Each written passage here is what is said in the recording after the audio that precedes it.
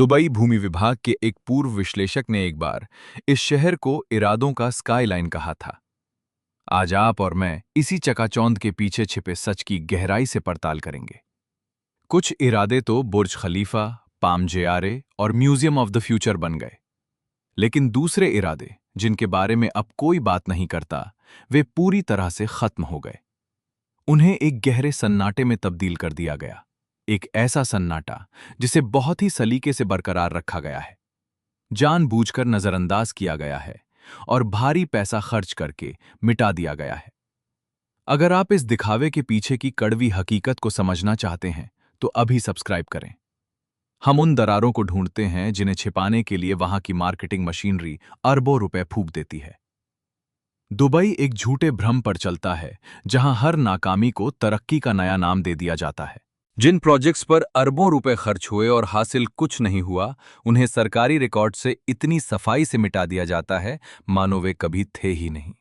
ये एक ऐसा शहर है जहां नाकामी को भी एक बड़े जनसंपर्क अभियान की तरह सजाकर पेश किया जाता है। लेकिन कुछ नाकामियां इतनी बड़ी होती हैं कि उन्हें पूरी तरह छिपाना मुमकिन नहीं होता। वे रेगिस्तान में कंक्रीट के खंडहरों के रूप में, अदालतों में कानूनी मुकदमों के रूप में या नक्शों पर एक गहरे जख्म की तरह बची रह जाती हैं। आज हम ऐसे ही 10 महाविनाशकारी प्रोजेक्ट्स की हकीकत से पर्दा उठाएंगे।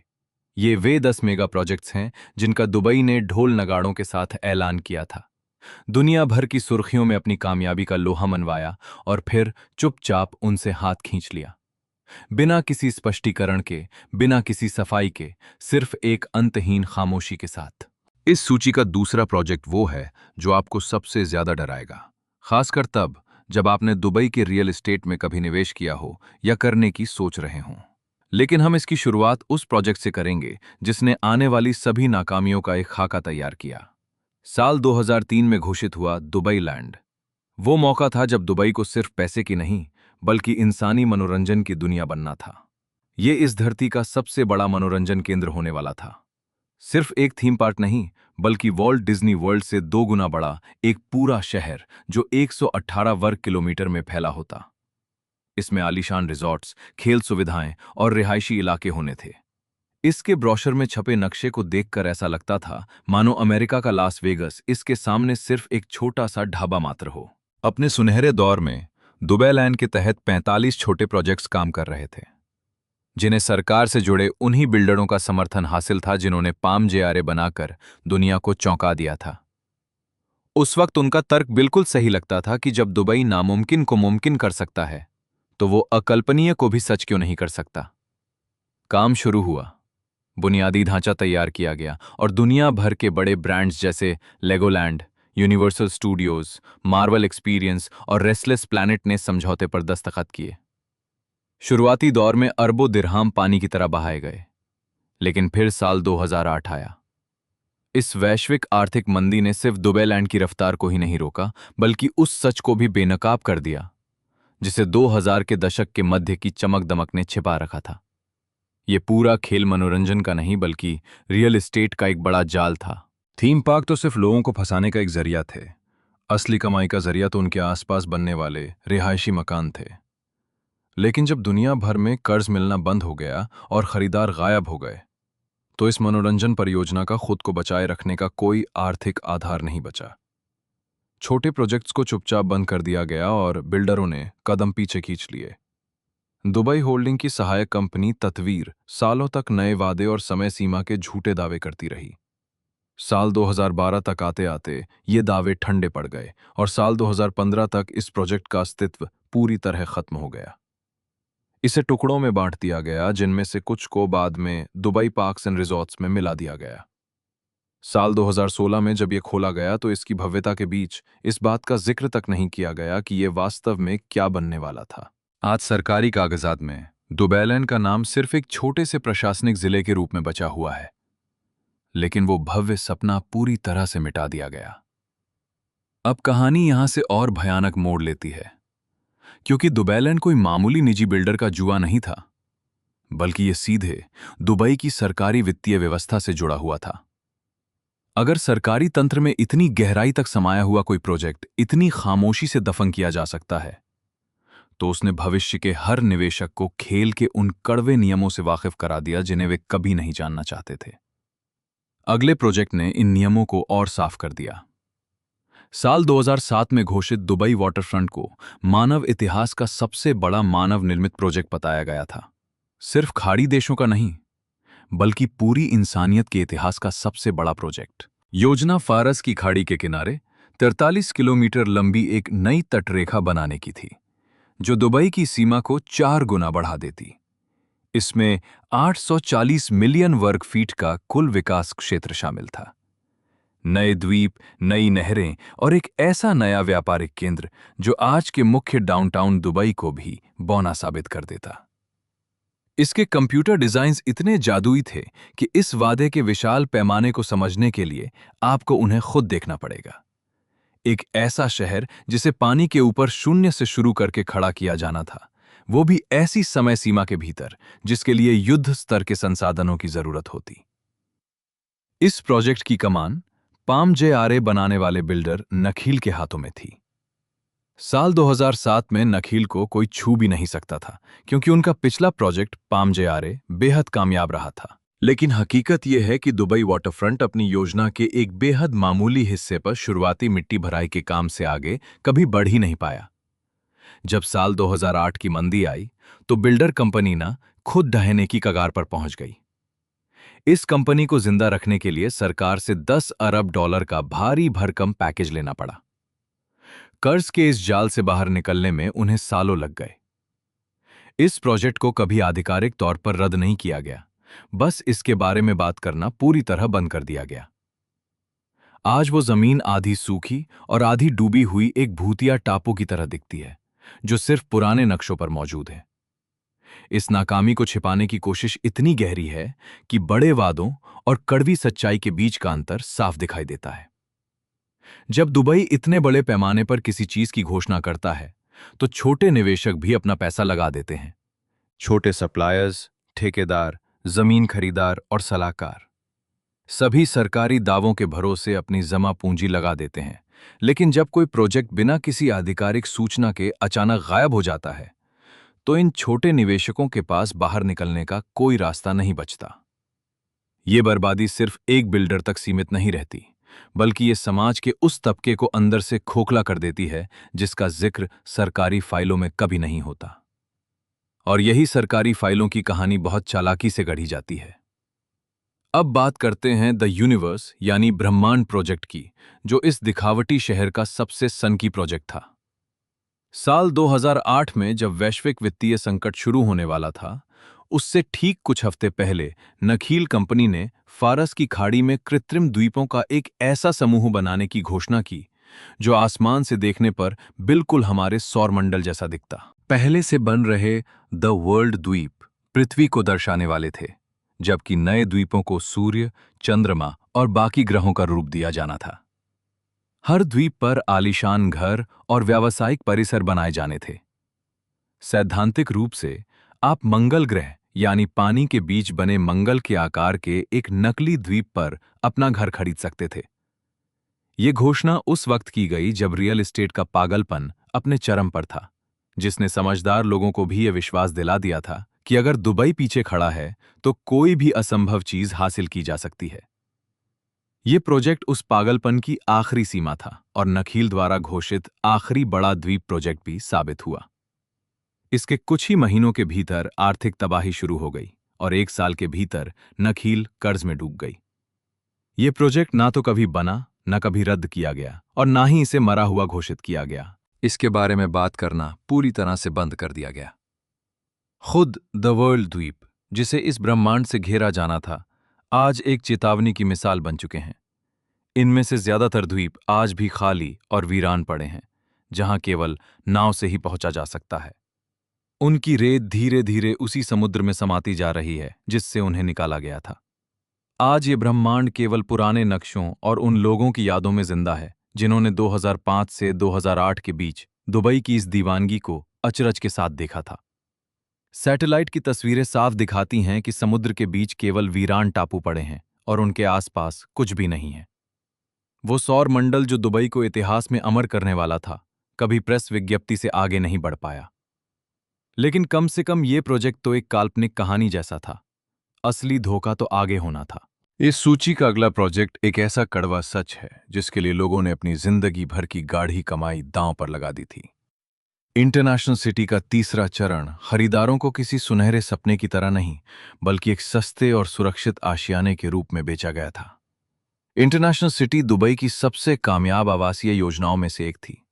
इसमें अलग अलग देशों की शैली पर बने मध्यम दर्जे के अपार्टमेंट थे जो बेहद सस्ते थे। इसका पहला और दूसरा चरण पूरी तरह बनकर तैयार हो गया था और वहां हजारों लोग बस भी गए थे।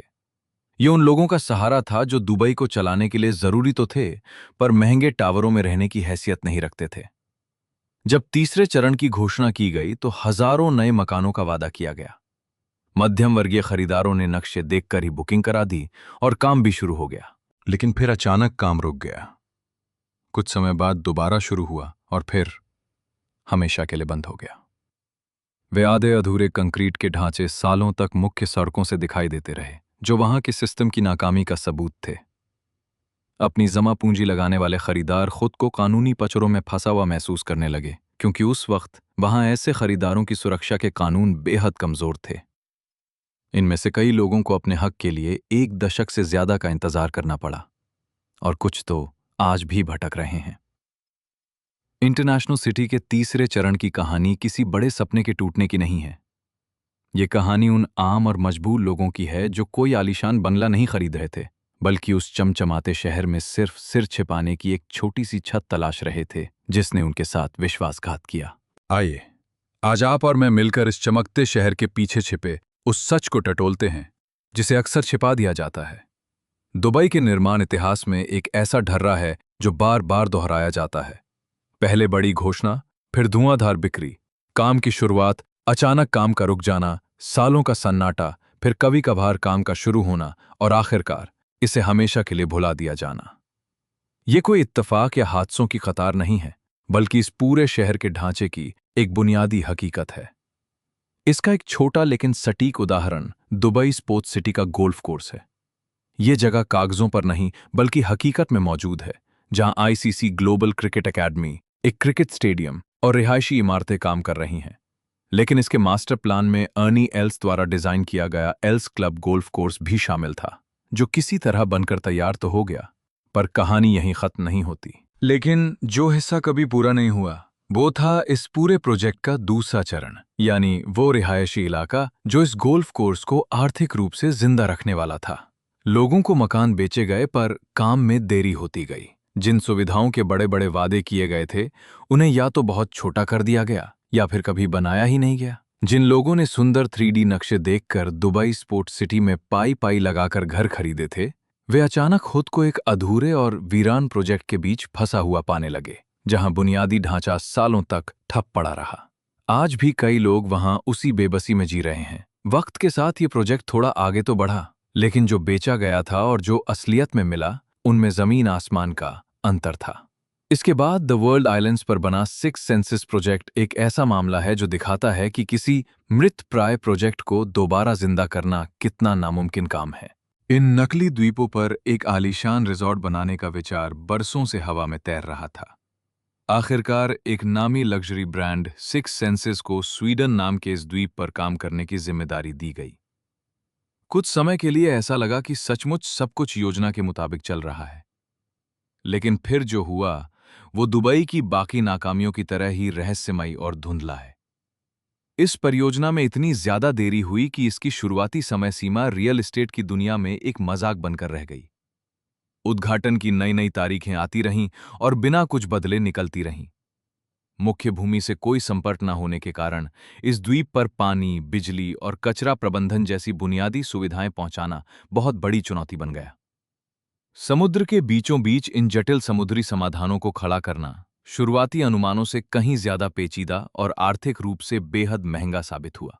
जब मैं ये पड़ताल रिकॉर्ड कर रहा हूं, तब इस परियोजना का एक छोटा सा हिस्सा किसी तरह चालू हो पाया है, लेकिन द वर्ल्ड आइलैंड्स का वो भव्य सपना, जिसे अलग अलग संस्कृतियों वाले द्वीपों का एक जीवंत समूह बनना था, आज एक मरुस्थल बनकर रह गया है। बेचे गए 300 द्वीपों में से केवल 2 या 3 ही आज चालू हालत में हैं। 300 द्वीपों का एक बहुत बड़ा हिस्सा आज भी सुनसान पड़ा है, जहां की रेत धीरे धीरे समुद्र में बह रही है। ये साल 2007 के उस अहंकार का स्मारक है जब दुबई को लगता था कि वो कुदरत को भी हरा सकता है। अब तक हमने और आपने जो कुछ भी देखा है, धराशायी हो चुके मास्टर प्लान, गायब होती तटरेखाएं, मजाधार में फंसे खरीदार, समंदर में समाते जा रहे रेतीले द्वीप और 15 साल में खुलने वाले रिजॉर्ट, ये सब केवल व्यक्तिगत असफलताओं की कहानी नहीं है, बल्कि एक बहुत गहरे और सुनियोजित धोखे का इशारा है। इस पूरे ढर्रे का सच, हर एक चेतावनी और वो सारे वित्तीय खेल जो इन हादसों से ठीक पहले खेले गए थे, द दुबई इल्यूजन नाम की हमारी खोजी रिपोर्ट में दर्ज हैं। इसका लिंक नीचे डिस्क्रिप्शन में दिया गया है और तुरंत जानकारी पाने के लिए आप स्क्रीन पर दिख रहे कोड को स्कैन कर सकते हैं।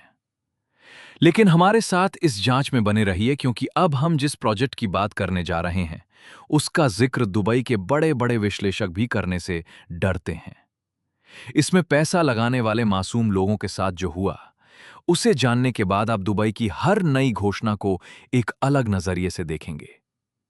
जुमेरा गार्डन सिटी को शेख जायद रोड और क्रीक के बीच की खाली जमीन को एक चमचमाते आधुनिक शहर में बदलना था, जहां कई मंजिला इमारतें, सुंदर हरियाली, नहरों का एक नेटवर्क और बड़े सांस्कृतिक केंद्र होने वाले थे। इस महत्वाकांक्षी योजना को दुनिया के सामने इस तरह पेश किया गया था जैसे ये उन आलोचकों को करारा जवाब हो जो कहते थे कि दुबई में वास्तविक शहरी संस्कृति की कमी है। इसे सिर्फ गगनचुंबी इमारतों का ढेर नहीं, बल्कि एक जीवंत सामुदायिक माहौल बनाना था। इसके डेवलपर मेरास की साख मजबूत थी, क्योंकि उन्होंने पहले भी सिटी वॉक और बाग में ब्लू वाटर्स आइलैंड जैसे बेहतरीन प्रोजेक्ट्स पूरे किए थे। लेकिन जुमेरा गार्डन सिटी के नाम पर सिर्फ सालों तक कागजी योजनाएं बनती रहीं, शानदार ग्राफिक्स दिखाए गए और अखबारों में बड़ी बड़ी सुर्खियां बटोरी गईं। हकीकत में ये केवल एक सपना बनकर ही रह गया। कंपनी का सारा ध्यान और पैसा उनके दूसरे प्रोजेक्ट्स में लगता रहा, जबकि ये जमीन बंजर पड़ी रही। नहरों की खुदाई तक नहीं हुई, और जब भी हमने सवाल पूछे तो हमेशा यही रटा रटाया जवाब मिला कि काम योजना के तहत जारी है। देखते ही देखते साल बीत गए और एक दशक पूरा हो गया। साल 2013 का वो विजन कभी जमीन पर सच नहीं बन पाया। बाद में इसके एक हिस्से पर काम तो शुरू हुआ, लेकिन वो मूल योजना का बहुत ही छोटा और बदला हुआ रूप था। वो भव्य सपना जिसे लोगों को बेचा गया था, अब कहीं वजूद में नहीं था। ऐसा ही कुछ मोहम्मद बिन राशिद सिटी यानी एमबीआर सिटी के साथ भी हुआ, लेकिन एक बहुत बड़े पैमाने पर। मुख्य एमबीआर सिटी का वजूद है, वहां निर्माण भी हो रहा है और कुछ हिस्से बनकर तैयार भी हुए हैं। लेकिन इसके मास्टर प्लान के भीतर कई ऐसे सब प्रोजेक्ट घोषित किए गए थे जिनकी अपनी अलग पहचान और समय सीमा थी। इसमें दुनिया का सबसे बड़ा मॉल और दुनिया का सबसे बड़ा कृत्रिम क्रिस्टल लैगून बनाने का दावा किया गया था। पर इन दावों के पीछे का सच कुछ और ही निकला। निर्माण शुरू होने से पहले ही विज्ञापनों में दुनिया का सबसे बड़ा जैसे बड़ा चढ़ाकर बोले गए शब्दों की बौछार कर दी गई थी। लेकिन बाद में इन दावों की माप को चुपचाप बदल दिया गया। कुछ सब प्रोजेक्ट्स को तो दूसरे नामों के साथ पास के ही दूसरे प्रोजेक्ट्स में मिला दिया गया। वो दुनिया का सबसे बड़ा मॉल अब अन्य मॉल के मुकाबले सिर्फ एक बड़ा मॉल बनकर रह गया। वहीं क्रिस्टल लैगून बना तो सही, लेकिन इसके आसपास की इमारतों के बनने की रफ्तार बेहद धीमी हो गई। असल में रिहायशी घरों को बेचने से जो पैसा मिलता है, उसे बुनियादी ढांचे के विकास से पहले ही खपा दिया जाता है, जिससे लोगों के रहने लायक माहौल बनने में सालों लग जाते हैं। खेल वही पुराना है, प्रचार और घोषणाएं हमेशा आसमान छूती हैं, लेकिन जब जमीन पर काम देने की बारी आती है तो वो अधूरा, देर से या फिर पूरी तरह खामोश कर देने वाला होता है। अब बात करते हैं डीरा आइलैंड्स प्रोजेक्ट की, जिसने पुराने ऐतिहासिक डीरा इलाके के पास समंदर की रेत पर एक आलीशान वाटरफ्रंट होटल और एक नाइट सूक का सपना दिखाया था, जो दुबई के व्यापारिक इतिहास को 21वीं सदी के हिसाब से नया रूप देने वाला था। इसे बनाने की जिम्मेदारी एक बार फिर नखील के पास थी। यह विचार वाकई बेहद आकर्षक था, जो दुबई के आधुनिक सपनों को उसके पुराने इतिहास से जोड़ता था। लेकिन हकीकत में इस पूरे मास्टर प्लान का एक बहुत छोटा हिस्सा ही बन पाया। वो नाइट सूक खुला, बंद हुआ और संघर्ष करता रहा। जिन होटलों को इसके चारों तरफ होना था, वे कभी बने ही नहीं।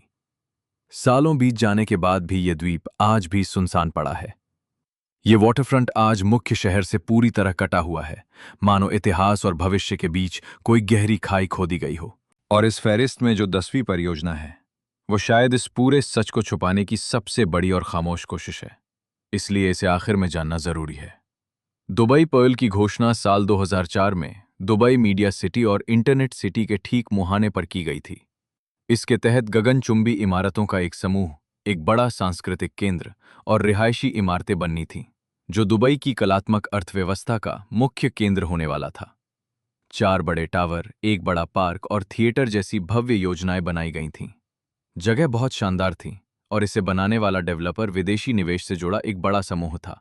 इसलिए गंभीर निवेशकों ने इस पर भरोसा करके अपनी मेहनत की करोड़ों रुपए की गाढ़ी कमाई दांव पर लगा दी। लेकिन क्या उन्हें उनका हक मिला? इस कड़वे सच की तह तक जाना हमारी जिम्मेदारी है। काम शुरू हुआ और टावरों की नींव भी रख दी गई। लेकिन तभी असली मुश्किलें शुरू हुईं। साझेदारों के बीच कानूनी झगड़े और गहरे वित्तीय संकट ने इस प्रोजेक्ट को घेर लिया। अदालती विवादों के बीच कंपनी का मालिकाना हक कई बार बदला गया। सालों तक वे अदबबने लोहे के ढांचे शेख जायद रोड से साफ दिखाई देते थे, जो समंदर की नमी में जंग खा रहे थे। ये ढांचे दुबई की बेलगाम हसरतों और नाकामियों की तस्वीरें बन गए थे। आखिरकार इन टावरों को बहुत ही बदसूरत और बदले हुए रूप में पूरा तो किया गया, लेकिन वो असली भव्य विजन पूरी तरह गायब हो चुका था। ना तो कोई सांस्कृतिक केंद्र बना और ना ही कोई रंगमंच। जिन खरीदारों ने असली नक्शे देखकर भरोसा किया था, उन्हें अंत में एक ऐसी अधूरी और बेजान इमारत थमा दी गई, जिसके लिए उन्होंने कभी कोई समझौता नहीं किया था। आज दुबई की बड़ी बड़ी चर्चाओं में दुबई पर्ल का नाम तक नहीं लिया जाता। नए प्रोजेक्ट्स, नए टावरों और नए विज्ञापनों के शोर में इस नाकामी के इतिहास को दबा दिया गया है। सच को मिटाने का यह दुबई का अपना तरीका है। वे सबूतों को नष्ट नहीं करते, बल्कि नई खबरों को इतनी तेजी से बाजार में लाते हैं कि पुराना सच लोगों के दिमाग से ओझल हो जाता है। इस शहर ने अपनी साख ही इसी बात पर बनाई है कि वो जांच करने वालों की नजरों से हमेशा 2 कदम आगे रहे। पहले एक बेमिसाल चीज की घोषणा करो, पूरी दुनिया का ध्यान खींचो और काम शुरू कर दो। जब भी कोई बड़ी समस्या आए तो फौरन एक और नए चमचमाते प्रोजेक्ट का ढोल पीट दो, ताकि पुरानी नाकामी पर किसी की नजर ना पड़े। ये 10 प्रोजेक्ट्स उसी एक शातिर खेल के 10 अलग अलग चेहरे हैं, और ये खेल आज भी बदस्तूर जारी है। साल 2025 में भी दुबई में कई ऐसी नई योजनाओं की घोषणाएं की जा रही हैं, जो ठीक इसी रास्ते पर चल रही हैं। वही बड़े बड़े दावे, वही चमकीले कंप्यूटर ग्राफिक्स और वही झूठी समय सीमाएं, जो पूरी तरह से काल्पनिक हैं। इन झांसों में फंसने वाले और इस सच को समय रहते भांप लेने वाले लोगों में बस एक ही फर्क होता है, वो है सही और पुख्ता जानकारी का। ये वो खुफिया जानकारी है जो कभी सरकारी विज्ञापनों या अखबारों में नहीं छपती। बेशक दुबई ने बुर्ज खलीफा और अपनी मेट्रो जैसी शानदार चीजें खड़ी की हैं, जिन्हें देखकर आंखें चौंधिया जाती हैं। लेकिन इस चमक के पीछे का सच, विज्ञापनों और हकीकत का ये अंतर ही वो जाल है जिसके बारे में आपको और मुझे हमेशा सचेत रहना होगा। इस चमकते पर्दे के पीछे की कड़वी सच्चाई को उजागर करना ही एक सच्चे पत्रकार का असली मकसद है। विज्ञापनों और हकीकत के बीच का ये अंतर केवल कागजी नहीं है, इसे मापा और साबित किया जा सकता है। जो लोग मार्केटिंग के झांसे में आकर फैसले ले रहे हैं, उनके लिए इसके परिणाम बेहद खतरनाक हो सकते हैं। सवाल ये नहीं है कि दुबई आगे भी ऐसी बड़ी घोषणाएं करेगा या नहीं, वो तो करता रहेगा।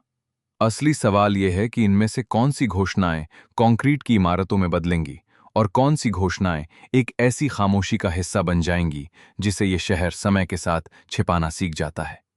ये सवाल आपके और मेरे लिए बेहद जरूरी है, चाहे आप यहां पैसा लगा रहे हों या पिछले 30 साल के इस सबसे बड़े आर्थिक प्रयोग की कड़वी सच्चाई को समझना चाहते हों।